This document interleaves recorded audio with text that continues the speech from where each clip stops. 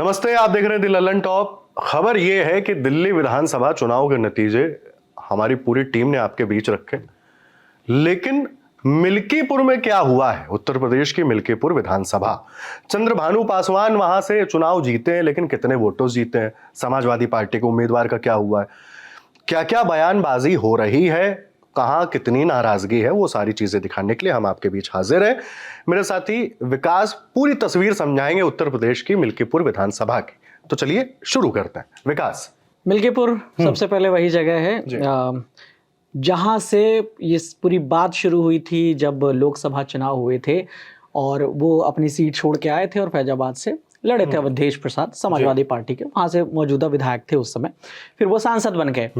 फिर ये पूरा पोर्ट्रे किया गया कि भाजपा जो है राम के नाम पे वोट मांगे और वहीं गढ़ में अयोध्या में हार गई। जो फैजाबाद सीट है, मिल्कीपुर भी वहीं अयोध्या में ही आती है। और जब वो सीट खाली हुई तो पिछली बार जब उपचुनाव अभी होने थे 2 राज्यों के चुनाव के साथ, तब होने थे, लेकिन उस पर रोक लग गई थी सुप्रीम कोर्ट की ओर से। और फाइनली इस बार जब दिल्ली के चुनाव हुए विधानसभा के, तो यहाँ भी चुनाव हुए। तो भारतीय जनता पार्टी ने चंद्रभानु पासवान को यहाँ से टिकट दिया था और अजीत प्रसाद समाजवादी पार्टी की तरफ से कैंडिडेट थे। अजीत प्रसाद बेटे हैं मौजूदा सांसद अवधेश प्रसाद के और पूर्व विधायक इसी सीट से। अच्छा, इनको जब टिकट दिया गया तो कई सवाल भी उठे। उससे पहले इन पर आरोप लगे कि इन्होंने कुछ लोगों का अपहरण कर लिया था। इनके ऊपर एफआईआर भी हो गई थी उस पर। किसके ऊपर? ये अजीत प्रसाद। अच्छा। खूब चर्चा में रहे। जब नाम अनाउंस हो गया था उसके बाद तमाम एफआईआर वगैरह भी हो गई। अब जो रिजल्ट बताते हैं, 1,46,397 वोट मिले हैं चंद्रभानु पासवान को, भारतीय जनता पार्टी के हैं। और अजीत प्रसाद को मिले हैं 84,687 वोट, यानी 61,710 वोटों के अंतर से ये चुनाव हार गए हैं। तीसरे नंबर पर हैं संतोष कुमार, 5,459 वोट मिले हैं आजाद समाज पार्टी, जो चंद्रशेखर नगीना सांसद हैं, उनकी पार्टी। और मोस्टली जितने भी बाकी कैंडिडेट यहाँ पर खड़े हुए हैं सबकी जमानत जब्त है। ये 3 और 3, 6 और 7 लोगों की जब्त है और 1,361 वोट यहाँ पर नोटा को मिले हैं। तो ये तो बात हो गई मिल्कीपुर का जो गणित है। मैं आपको जरा राउंड वाइज बताता हूं। अगर हम राउंड वाइज देखते हैं, किसी भी राउंड में राउंड 1 से लेकर और 19 राउंड की काउंटिंग हुई है, 31 राउंड की काउंटिंग हुई है, 31 राउंड तक जो है ये हर जगह पीछे ही रहे हैं। शुरुआत से लेकर अजीत प्रसाद भी पीछे ही रहे हैं। तो ये वहां का नतीजा है। अब 3 साल हो गए हैं मौजूदा जो उत्तर प्रदेश में सरकार है, तो कुल मिलाकर 8 साल बाद मिल्कीपुर पर भारतीय जनता पार्टी का कब्जा हो पाया, यानी वहां पर उनका पहले भी वहां पे काबिज नहीं। समाजवादी पार्टी मौजूदा विधायक थे, पहले भी मिल्कीपुर से थे और फिर अवधेश प्रसाद मिल्कीपुर से विधायक चुने गए और फिर उन्हें अपनी सीट छोड़ी और सांसदी का टिकट लड़ा फैजाबाद से और सांसद बन गए। तो 8 साल बाद तो ये दर्ज हो गई। और ये जो मार्जिन है, ये भी अभी तक का सबसे बड़ा मार्जिन है जीत का। 61,710 वोटों के मार्जिन से जीते हैं।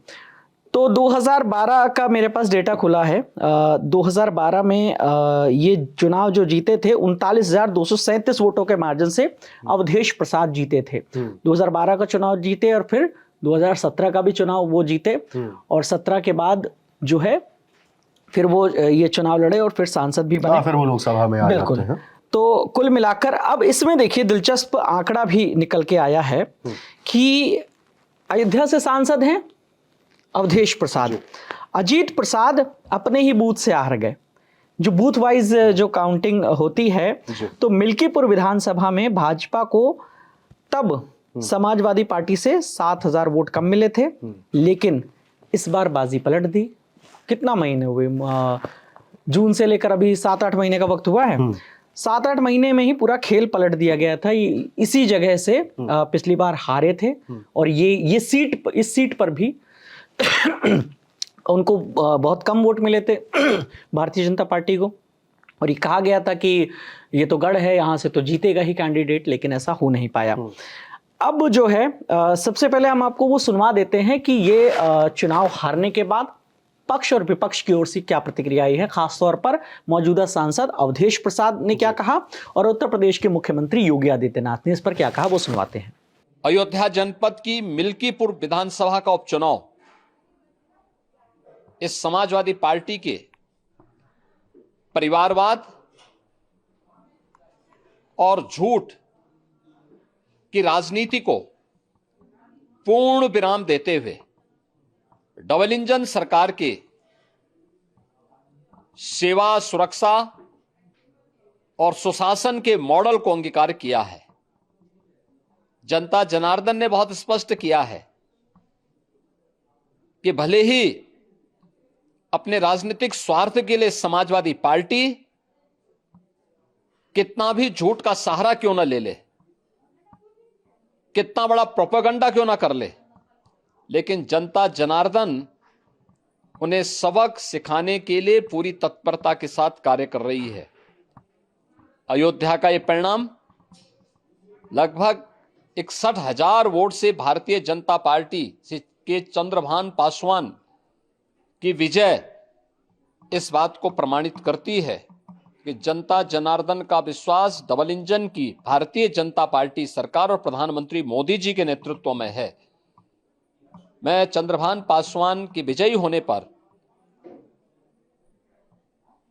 भारतीय जनता पार्टी और सहयोगी दलों के सभी पदाधिकारियों को, अयोध्या के मिल्कीपुर विधानसभा के सभी कार्यकर्ताओं का हृदय से अभिनंदन करता हूं, बधाई देता हूं और उन्हें इस बात के लिए आश्वस्त करता हूं कि जिस विश्वास के साथ उन्होंने डबल इंजन की भारतीय जनता पार्टी पर विश्वास जताया है, उनकी आशा और अपेक्षाओं पर ये डबल इंजन की भारतीय जनता पार्टी सरकार खरा उतरेगी। के इस विजय उत्सव के साथ साथ आज अयोध्या के मिल्कीपुर में भी भाजपा को शानदार जीत मिली है।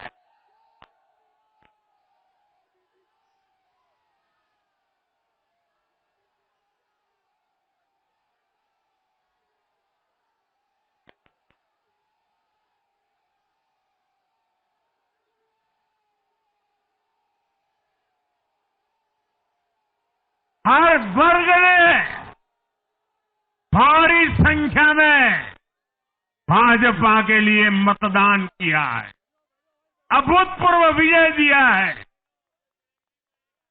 साथियों, आज देश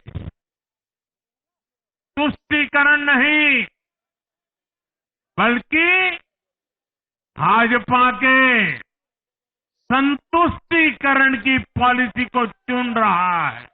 भारतीय जनता पार्टी ने यूं तो बेईमानी का पूरा रिकॉर्ड तोड़ दिया गया। बूथों पर भारतीय जनता पार्टी के गुंडे कैप्चर कर रहे थे, यहां तक पीठासीन अधिकारी बटन दबा रहे थे।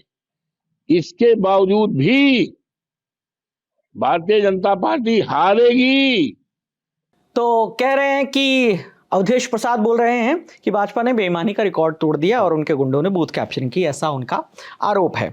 तो इन सब के बाद जो है, अब मैं आपको बताता हूं, इन्होंने योगी आदित्यनाथ ने भी इसको लेकर वो ट्वीट किया है और बेसिकली जेपी नड्डा ने एक ट्वीट किया था। उत्तर प्रदेश में अयोध्या जिले की मिल्कीपुर विधानसभा के उपचुनाव में भाजपा की प्रचंड जीत, आदरणीय प्रधानमंत्री नरेंद्र मोदी के मार्गदर्शन, डबल इंजन सरकार की जन कल्याणकारी नीतियों और विकास कार्यों को जनता का टूट समर्थन है। इस विजय के लिए बीजेपी यूपी के सभी कार्यकर्ताओं उनको बधाई। तो उसी को इन्होंने कोट करते हुए फिर लिखा और इन्होंने भी वही बात की है। तो कुल मिला के वहाँ का जो डेटा रहा उस पर यही तस्वीर रही और खूब आरोप प्रत्यारोप लगते रहे।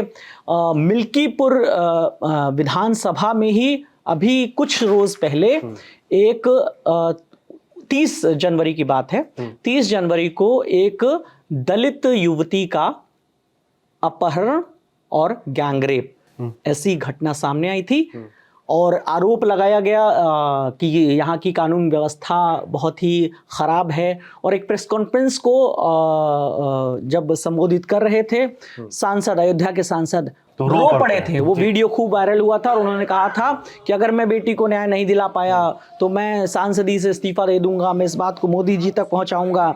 लेकिन पुलिस ने 3 दिन के भीतर सभी 3 आरोपियों को पकड़ लिया और उन्होंने ये कबूला, वो शराब के नशे में उन्होंने उस घटना को अंजाम दिया था और उस लड़की की मौत भी हो गई थी। बहुत ही बुरी तरीके से, विभत्स तरीके से वो रेप किया था और पुलिस ने तीनों आरोपियों को पकड़ लिया था। उसे लेकर आजाद समाज पार्टी के जो सांसद हैं चंद्रशेखर ने संसद में भी तख्ती लेकर पहुंच गए थे और वहां पर उन्होंने विरोध जताया था। क्योंकि ये बात हो रही थी, मिल्कीपुर में चुनाव होना है, इसलिए भी मिल्कीपुर एक हॉट सीट की तरह थी और समाजवादी पार्टी के लिए था कि इसको कैसे रिटेन किया जाए। उनके पास ऑलरेडी वो लगातार वो सीट थी और सांसद भी चुना गया।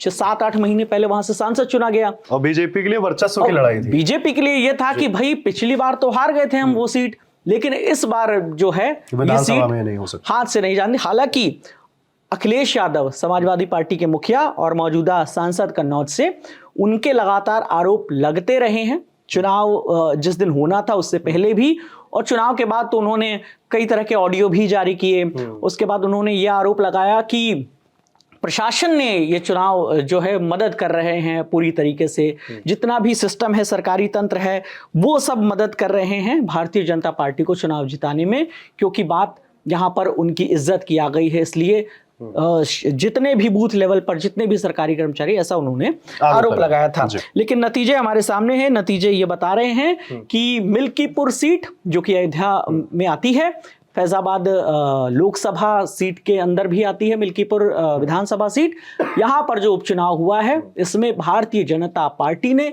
61,710 वोटों के अंतर से ये जीत दर्ज की है। बहुत बहुत शुक्रिया विकास। इस पूरे मामले पर जो भी अपडेट था वो हमने आपके बीच रखा और भी जो खबरें आ रही हैं वो आपके बीच पहुंचाते रहेंगे। देखते रहिए दी लल्लन टॉप। शुक्रिया।